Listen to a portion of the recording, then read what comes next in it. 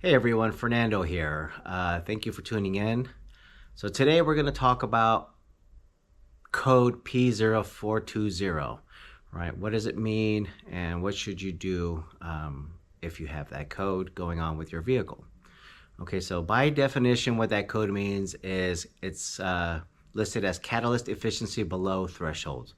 So in plain terms, what that means is your engine's computer isn't seeing the catalytic converter cleaning up the exhaust gases as well as it should.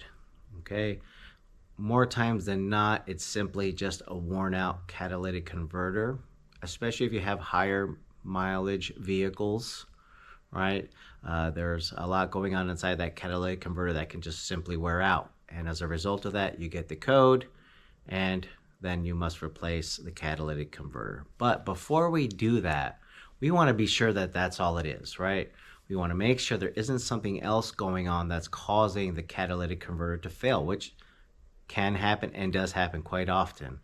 Some of those things might look like an exhaust leak. You can have an exhaust leak upstream, and that could definitely cause and contribute to that problem. If you have a misfire in your engine, if your engine's running poorly, if you have a vacuum leak in your engine causing your fuel trims to kind of go berserk, that can definitely create a scenario where the P0420 pops up. So what we want to do is, if we have a scenario where we have code P0420 along with some other codes that relate to the O2 sensor, misfire, or fuel trim issues, we want to address those issues as well, if not first.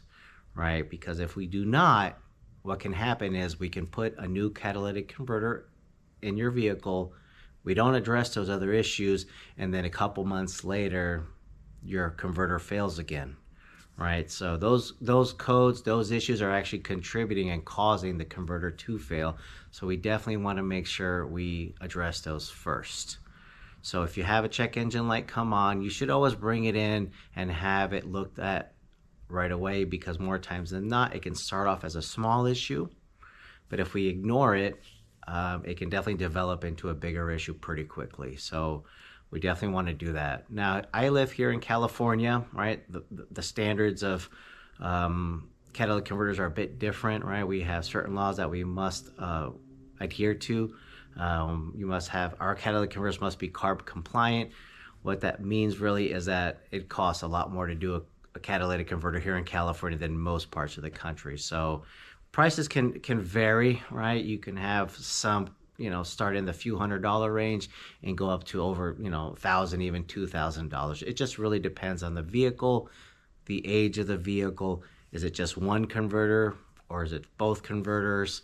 And again, right, do we have other issues contributing to that? So we want to make sure we kind of take care of all of it. So I think that's it for today. I appreciate you tuning in and look forward to seeing you on the next one. Thank you.